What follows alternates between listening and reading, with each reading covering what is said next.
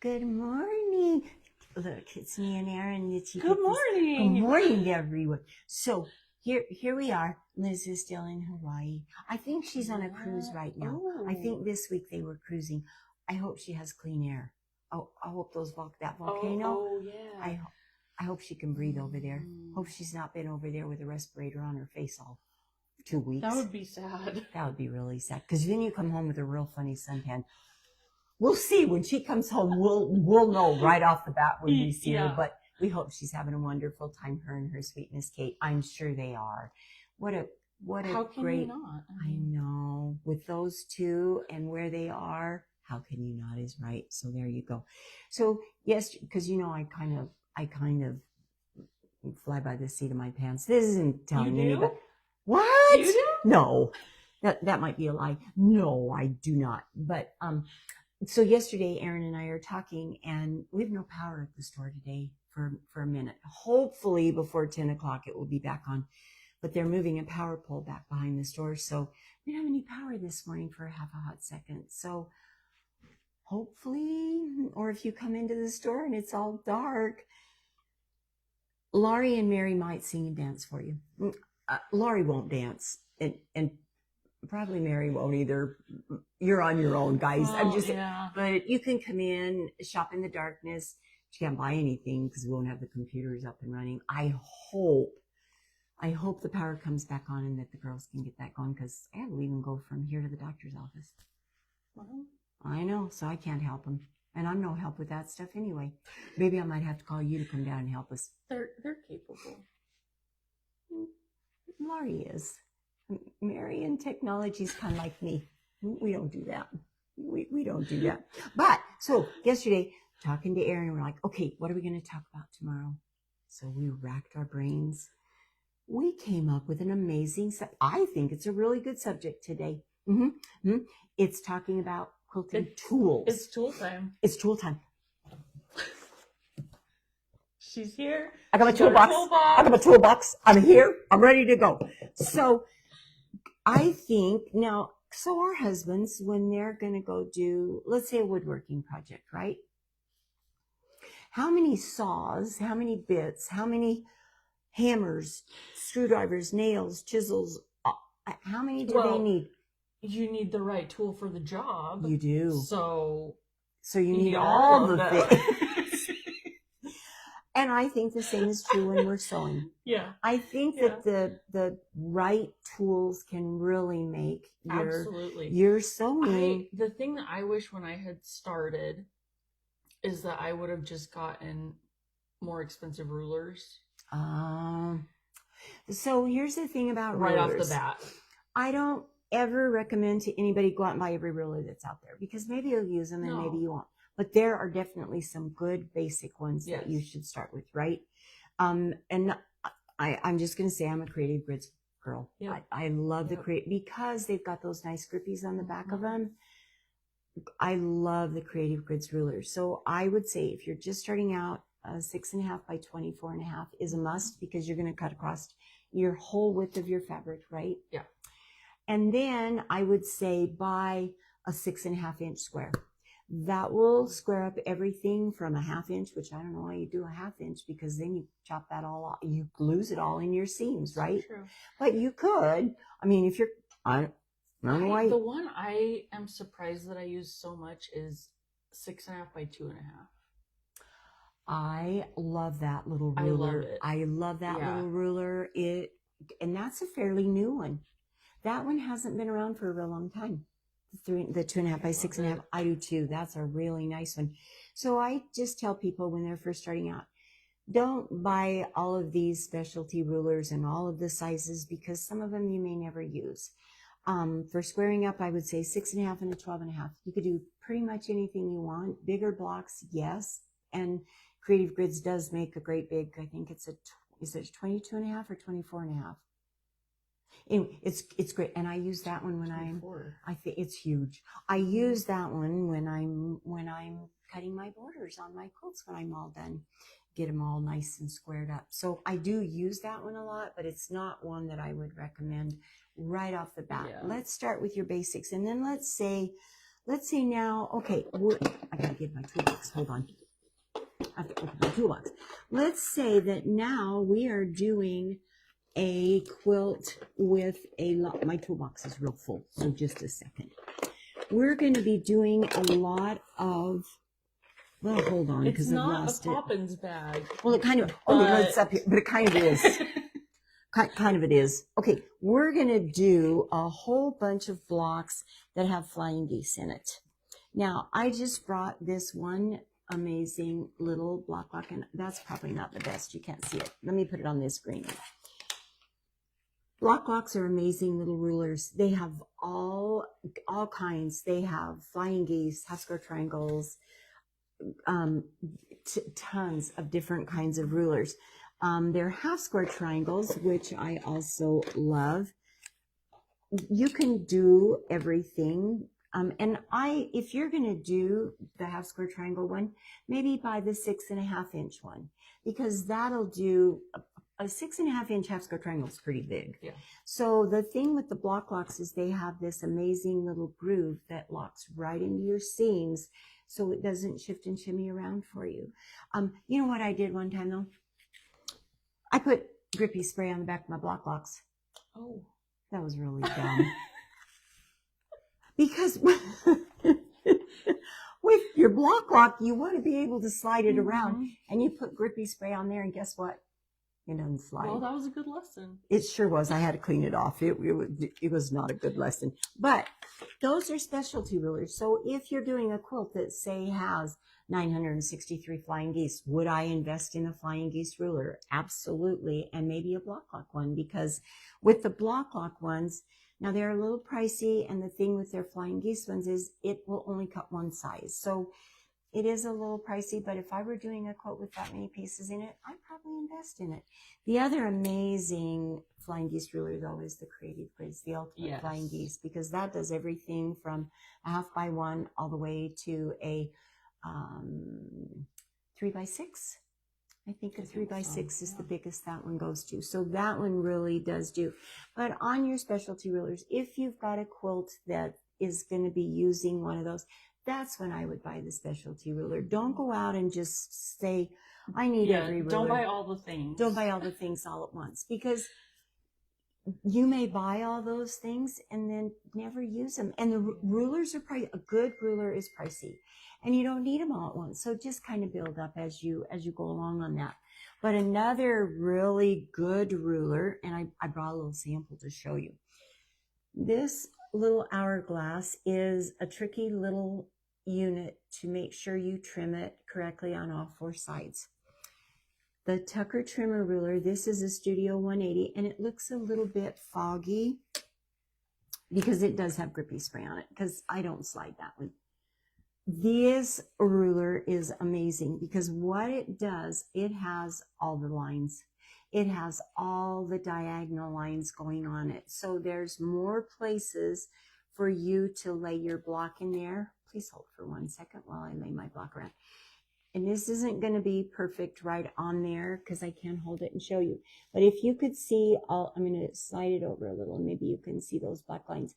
You can line up all of those diagonal lines. You can line up your center. You just have more registration marks on this one. So then you know that all 4 of my triangles in my little hourglass or quarter square triangle are all going to be the same size. And here's why that's important. I'm working on this amazing quilt right now. They're either going to love me or hate me come my mystery retreat next week. We have this little unit in it, and there's a lot of points that you're matching. So if my 4 triangles are not all the same in this, I'm not going to get my points to match. Then they'd really smack me upside my pointy head. So I think it's really important to use the right ruler for whatever project you're using. It definitely makes things easier. It does, doesn't it? Yeah. And I have no problem with investing in some tools, and especially ones that I know I'm going to use over and over and over again. And we've kind of talked about specialty rulers before, so I won't go into that a whole heck of a lot. But we're going to bounce in. Erin wanted to talk about needles. Now, if you're sewing along and you didn't follow the rule about not sewing over pins and you clanked into one, it can cause a few different problems, but it can probably bend the pin that you've just sewn over. It can break your needle. It can throw off your timing in your machine, which then you got to take it into the shop. And some of the shops now are like 6 weeks out before you get your machine back. I can't be without my machine for 6 months. No. Well, I do have others. You might have a couple backups. I might have something that I could just go a couple. into. But let's talk about needles, okay? So, my very favorite needles to sew with are these Superior, and they're top stitch needles. Now, people are like, well, why are you using a top stitch needle? Because I'm old and the eyes are a little bit bigger. It's easier for me to thread. So the shaft that your thread actually goes down into is a little bit deeper than a regular needle. And I don't know why. I feel like my piecing is better with those needles than it is with some of the others. Now, I used to sew with a quilting needle, with a Schmetz quilting needle, and I quite liked that. A lot of people like the Microtex Schmetz, not Microtex. They feel like it's a little bit sharper point. They like it better. So needles are really, really a preference. You got to find one that you love, and that's what you use. Now, let's talk about sizes. Yes. Okay. Now, this morning when I was talking to Donna, she said there's a real controversy about needles. Use the needle that's appropriate for the size thread you're using. Now, I'm not quilting with quilting thread in my machine. I mean, like the hand quilting, and I'm not quilting with pearl cotton threads in my machine. My very favorite thread, and we're going to talk about that threads in a second too, is the Aurifil thread. I don't need a really big needle for Aurifil thread because it's the finest one that I'm going to show you. However, if I am sewing maybe a Biani bag, or maybe I'm sewing denim, maybe I'm sewing something that's got a lot of thickness to it, I'm going to switch up and I'm going to use a 90 needle. Normally I piece with an 80. Okay. If it's a thin fabric that I'm using, I will use a 70. So those are my 3 sizes that I almost always use. If I'm doing 12 layers of denim, I'm going to use 100. Don't do it. I don't do it. I don't have one of those industrial machines. That is one sewing machine I don't have. And I don't want one. No. I don't need one of those. But so universal needles are generally the standard needles that most people like to use. And again, 70, 80, 90s, even 100 if it's really, really something thick. Schmetz needles will fit almost every machine that's out there. So any of these little needles are great choices for that. If you're sewing on, and I was going to look at this and I forgot to, the gauze stuff. I'm not sure what needle you would use for gauze because I've never really sewn with it. Do you use a different needle for wovens? No, I still use my top stitch needle or a universal needle. Either one of those will work great. I'm sure you could use the Microtex. It's just a nice sharper needle. But if you're sewing, let's say I'm using knits, because that's a whole different creature. You're going to want a ballpoint for that because it's a little rounder. So it kind of helps not pull. And anyway, ballpoints are good for knits. Did that help with your knitting questions? Good. I could have put them back in my toolbox. Or maybe I'm going to just put them back in my cute little box because I have one of these cute little boxes over by me that I could put all my tools in right next to me when I want to. So needles, very, very important. Let's talk, while we're needles, let's talk pins. All right. Now, I know this is really going to be hard to kind of see, but kind of when we all started sewing, we used these nails, right? These yellow-headed pins. Let's see if I can do a good job on this. Let me see if I can get this up close enough that anybody could see. Do you see how much thicker that yellow head pin is than my beautiful little plover pins that are next to it? So here's the thing with those great big yellow-headed nails. When I go to pin my pieces of fabric together, I'm pinning, it's going to move your pieces all around. So you're already going to have problems keeping those points together with this. I use this to pin our bolts of fabric together at the store. And sometimes I will use it at home if I'm pinning a lot of pieces together, but this never goes in my piecing. I always use these lovely little clovers. And another fun little one, come out here, is an applique pin. Now you say, why do I want an applique pin? Well, let me show you why you want an applique pin. Applique pins are shorter. Not necessarily finer, but they are shorter. I've got my fingers on the tip of both of those. I don't know that you can, add effects. I don't know what just popped up on my screen, but Facebook wants you to. No, thank you, Facebook. Is that showing up on our? No. Oh no! Oh, good. Facebook wants me to do something. I'm not doing you. Go away, Facebook is always wanting me to do something I don't want to do. But if I'm doing an applique project, Aaron, there it is. I thought I lost my pin in Aaron's house. And thank you, Aaron, for hosting today. I thought we could come to my house, but my neighbors are getting a new roof and my dog goes crazy barking at him and nobody wants to listen to Sebastian bark because he got a hefty bark.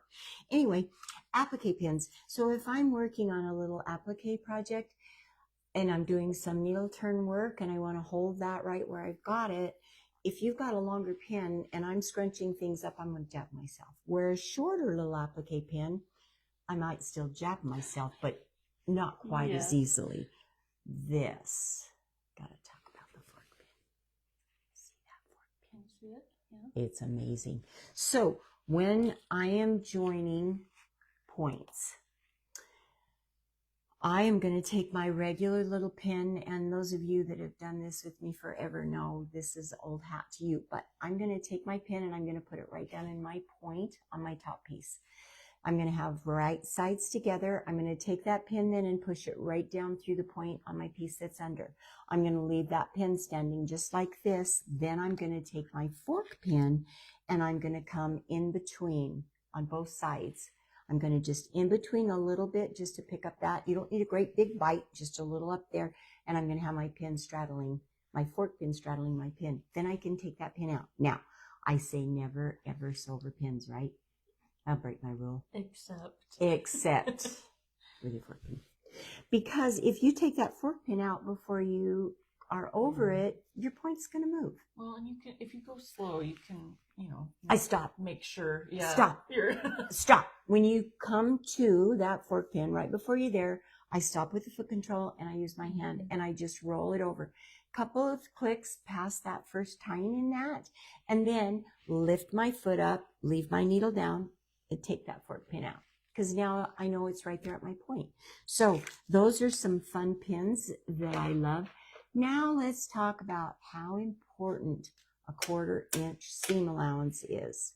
If you don't have a good seam allowance, cutting first, accurate cutting, accurate 1/4 inch seams, and you're going to be happier, right? When you're doing your piecing. Yes.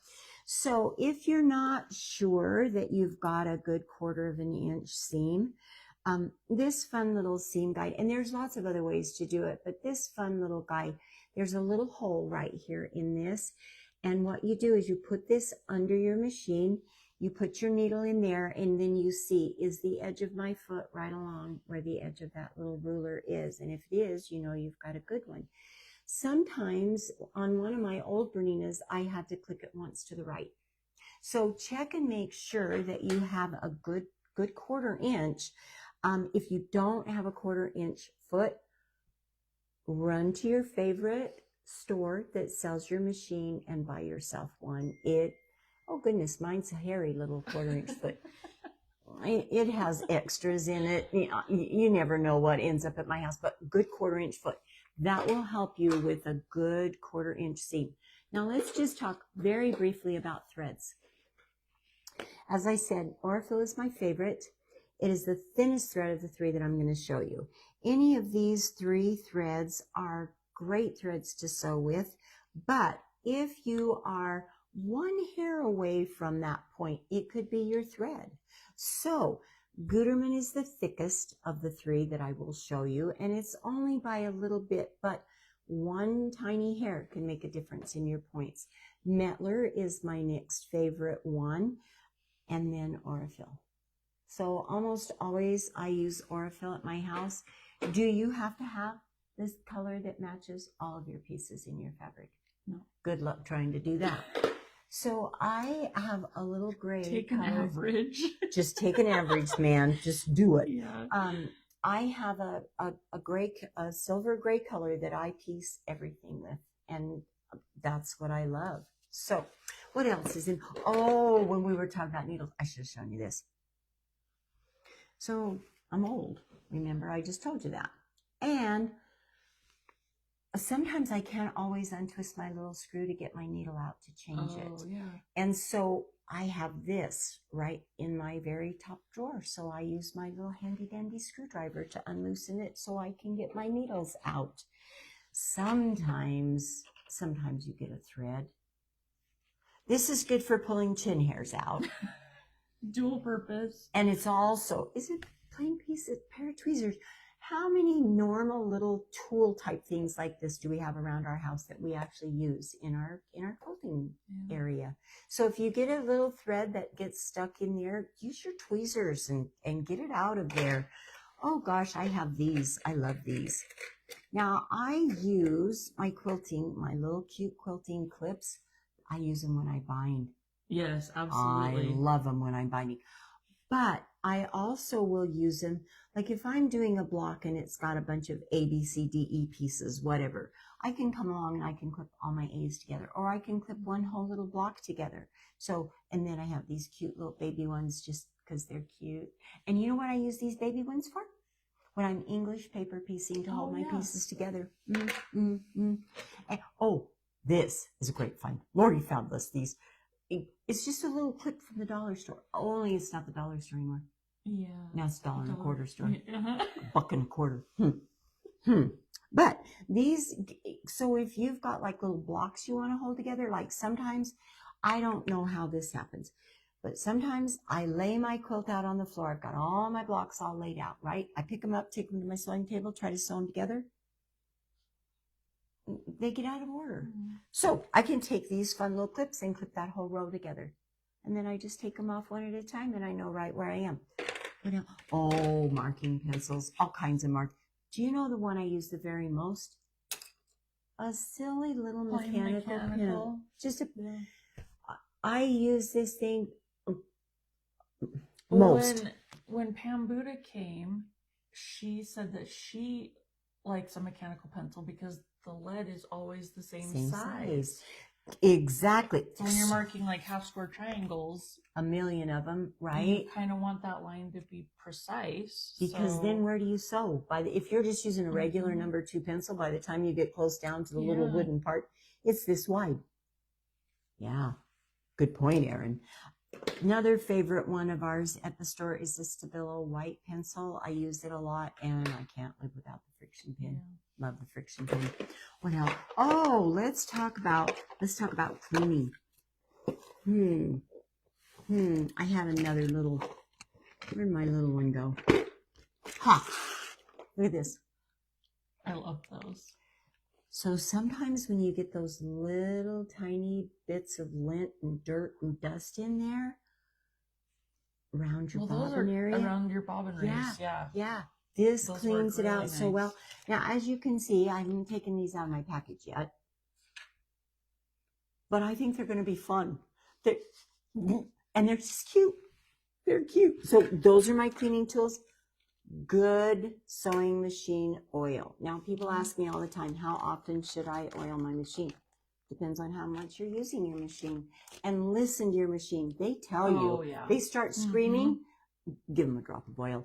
And you need to change out your needles. Change your needle. I was just going to say that. Yeah, you need to change your needle. You do. I mean, not only if you've hit a pin, but they get blunt on the end. And then they don't want to sew. And you can cause trouble to your bobbin when you've got a needle that's got a little sharp edge on it. It can cause problems with your bobbin. So don't do that.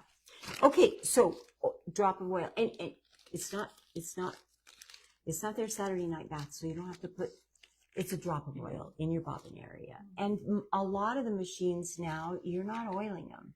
You know, if you're using a featherweight, of course, there's lots of places that you're going to oil those, but a lot of the newer machines, they tell you the only place you need to oil those is in your bobbin area. So make sure you know your machine to know where to oil it. Oh, you know what? When I'm sewing along, but even better. Well, even better, but I don't think I got it. Oh, I do. Please hold. All the things in my... Oh. Do you know what that is? Yeah, it's the necklace, but you've got it so that you can just... So I love to chain piece. It saves thread. Oh, I should have brought Harry. I forgot Harry at home. Do you know what Harry is? No. So Harry is just a little tiny piece of fabric that instead of clipping my threads every time I finish a piece, I run Harry through, and then I'm not wasting a ton of thread. And when I go to put that next piece through, my thread's not going down and catching and making ugly bird's nests and breaking.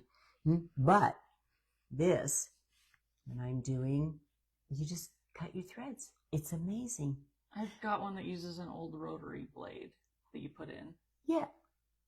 So they have new ones now that do that. I don't have one of those because my Amy from our retreat, oh goodness, 2014. And it still works great. Or have a pair of thread snips there by your machine or little scissors.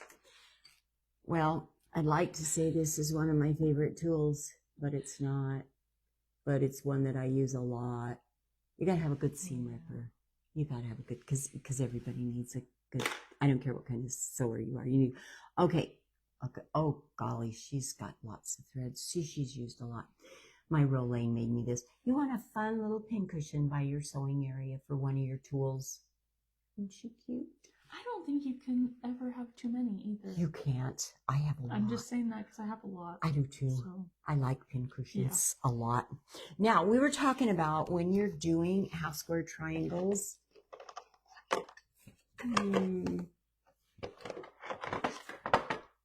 Yes. This is one of my must-have specialty rulers. Yeah. It's called a magic wand. And what this does, and you probably cannot see it, but right down the center, there's a little laser line. And so what you do is you lay your piece of fabric, pretend this is just a whole square. You lay your piece of fabric, you lay that line corner to corner, and you use your mechanical pencil on the wrong side of your fabric, not your right. Use your mechanical pencil and you draw your lines. That's your sewing line. I really like how thin the line is. It's perfect. Because when you try and use a normal ruler, the line is like at least twice as wide as this. And then where's so it's my hard to see inch? where the corner is. So yeah, I have been converted. Oh, good. Yes. I know. Magic wand is definitely one. And sandpaper boards. When you're drawing your lines on your fabric, sometimes you know how it wants to shift and shimmy around. If you've got a nice little sandpaper board that you place it on, it just stays down there really nicely. I have to move all my stuff. I have too much stuff. Too many tools. Too many tools. Well, we were talking about rulers though, and we were talking about how I put the grippy spray on the, don't put it on your block rulers. But like I showed you the Tucker trimmer, Studio 180, their rulers don't have grippy on the back. So I give them a good little shot of grippy. Now, I would say do it outside because if you're breathing those fumes in, you might get a little lightheaded so take it and just do it lightly. Don't do a real heavy one, just a light little spray. Then try it. If it's still moving around, give it maybe then another little light spray, but just a light spray. Oh, I don't know about you guys. Do you ever lose pins in your sewing room? It has a light. So I can see. And it's magnetic. So look at that. Mine doesn't have a light. Oh, you fancy like that. And then I just go over my floor because I don't want to lose pins on my floor because my dog comes up and joins me and I don't want Sebastian to get poked in the foot. So that's a fun tool. At Harbor Freight, you get these at Harbor Freight. All over the place. all over the, okay, let's talk about, okay. All right. You know how when you're sewing, sometimes when you first start out and when you end, I don't care what kind of machine you've got, it wants to pull your piece. So sometimes your seam at the beginning and the end is off. A stiletto or an awl or something that you can hold that piece down with as it's going in and finishing up. This is a by Annie one, which I absolutely love, but there's lots of other kinds out there. If you're a bag maker, they are so helpful for holding binding down. Yeah. Mm-hmm. So you don't sew through your finger like maybe I did once. Yeah. Well, I think we've all done, or chop your finger off. Oh, let's talk about chopping your fingers off. Let's talk about that. We're not going to demonstrate. We're not going to do that. Not... Some of us have already done it. I don't want to do it again. It was very painful, and I'm not doing that again.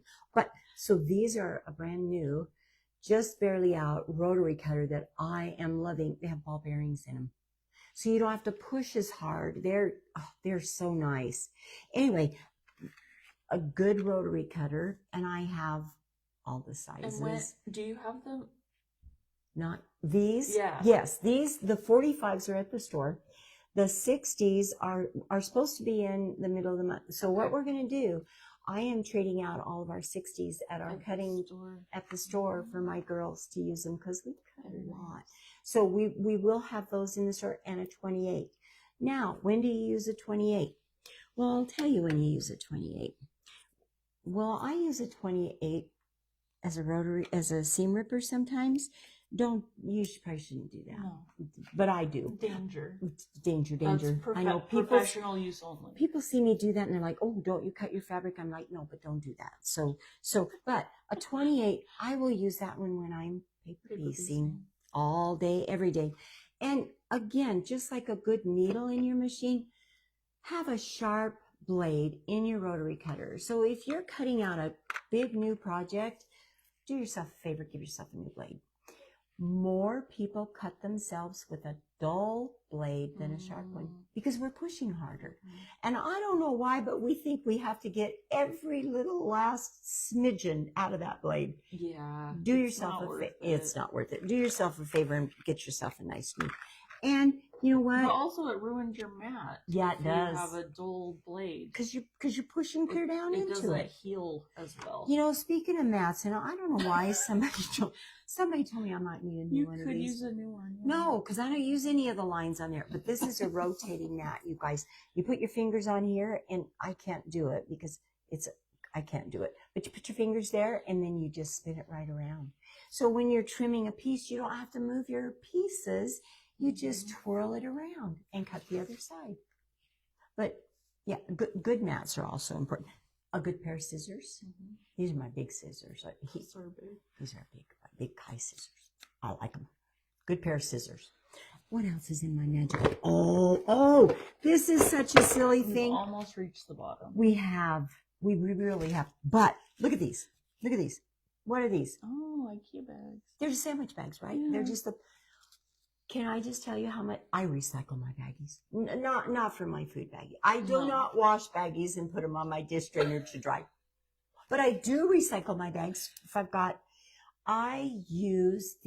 I am putting together little kits. Okay, this is on this block. Yeah, this is all this block.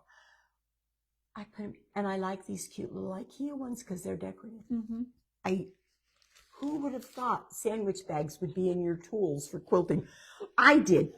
Oh, let's talk about ironing for just a half a second. I have great things for ironing. Favorite starch. Favorite starch. I do not pre-wash my fabric. We talked about that last week, but I do starch everything. I starch it all before I cut it out. And then I don't starch it again. I don't starch them after they're done. And then you're supposed to spray on the wrong side, right? Spray it on the wrong side. And the reason you spray it on the wrong side is because the finish is put on the right side. So it will still absorb, but not as easily. So and if you've got a piece that's maybe a little flimsy, spray it on the back, give it a press. Then if you don't think it's enough, you can always turn it over and spray it a little bit on the right side as well. But starch, love it. Wool mat. Love it. So one year Donna came out and she's like, Mom, have you used these wool mats yet? And I said, no, tell me. Because I love notions, but they've got to be useful. They've got to be Yes. something that I'm not just going to spend money on Not something. gimmicky. No, no. She's like, okay. So we were making some block, a pinwheel, and she says, make it regular, give it a press. Now let's make another one. Let's use the wool mat. Can I just tell you, I have a wool mat on my ironing board. I have wool mats that I take to retreats. I love, love, love a wool mat. And I'm really sorry. This is dirt. It's been used, which is good. That's well used. It is called a proof that you use proof that I use this poor little dirty thing. I even tried to wipe it off a little bit. No. Strip stick. When you're pressing your seams open, so sometimes when you press them open, you know how you can get a little line on both sides where that seam is? And sometimes it wants to turn on. You lay Well, it it. also helps not mess up other seams that have been pressed because they're kind of out of the way. Mm-hmm. So you just take your piece, you lay it on your strip stick, you open that up, and you just press right along that seam, and it just lays so nice and flat and pretty. Very important. What else do I have in here? Oh gosh. Oh, okay. Still on ironing. I need a crane. This is called a clapper. This is a beautiful clapper. So my friend Nina's husband made these for us, and it's really heavy because there's lead in it. It's really heavy. It really is heavy. I should weigh it sometime. But once I've got my piece all pressed, my block, my whatever, my seam, I smack that clapper right down on it, and you just need to let it sit there for a few seconds. It doesn't have to sit there all day. And I can't believe how much flatter it comes out with a clapper. They're pretty amazing. Clapper and the wool mat. Really. Clapper and the wool mat is game changer. I think that's the end of my. We should see if our friends have made comments because I've been blabbering for a long time now. Pam Davis and Pam Checkett say good morning. Good morning, my Pams. Thank you for joining us again. And Mary Ann from Florida. Oh, my Mary Ann from Florida. She joins us. I hope you're not roasting up. We're roasting here. So it's warm. It's getting warm. It's getting warm. It's going to get warmer. It's summertime. And then someone else in Hawaii, Brian. Oh, my Brian. Says aloha. Aloha, Brian. Sometime he's going to take me with him. I hope. He doesn't know that yet, but maybe sometime Brian might take me with him. But we need to talk to you about this quilt behind us. Erin, tell us about the quilt behind us. This is the second quilt I ever made. And it's got some problems. It does not. It's beautiful. I did not know yet when you cut fabric on the bias that it stretches. Oh. So there were some, but I learned a lot. So, okay. I learned a lot. And it's a free. It's a free pattern from Moda, called Jelly Rainbow. And I've seen people use patterned jelly. It just takes a jelly roll. Nice. And I've seen people use patterned ones, and they turn out so cute. How fun would this be to do jelly roll race with? You know, they have a jelly roll thing every year. I think it's in September. Would you teach it for me? You know I won't. I know. I keep trying. Yeah, she keeps bringing all of these amazing things into the store, and I said, "Will you teach?" No, friend. How about this one? No. Erin, how about I teach it with you? No. I'm like, oh, okay. The answer is still no, friend. So quit asking. We'll see. We'll maybe in 3 years. I might be dead in 3 years. Maybe you better do it this year. I hope not, but who knows? Who knows? But anyway, I think I've blabbered on a lot. And look around your house at some of the fun quilting tools that you use. And I think you'll be surprised to see they're not always quilting related things like my pin picker upper and my little Q-tippy things and my tweezers. Mm-hmm. All those things that just help us out in our sewing room too. So, we hope you guys stay a little bit cool today. Stay in. And yeah, I hope we have some power at the store because if we not, it's going to get real warm in there. Real warm in there. So hopefully we do. But I didn't think about that. I know. Yeah. You're going to need air conditioning today, aren't you? Sorry, Mary and Laurie. well, no, you can't go next door. Yeah, go over to Daniel's and tell him you just need to cool off for a little while. Anyway, thank you all so much for joining us today, and we hope we've shown you something, maybe taught you a little something, and maybe next week Liz might be back with me. I don't know. She might decide to stay in Hawaii. I wouldn't She blame might her. love it so much. Blame I her. don't think that her other 2 children and her husband would let her do that, but maybe she takes them all over there. No, I need her Can back you here. fit in Ren's luggage? Me? Yeah. Well, it depends on what size luggage Ren's taking. It depends on if Ren wants to take anything else with him. Maybe I'll ask him. He's my guy. He might let me go with him. Anyway, we hope you all have a great week until we see you again next week. So be kind to each other. Do something fun for your nice and something nice for yourself. My words don't always work. And we thank you so much for joining us. Take care, everyone. Bye for now.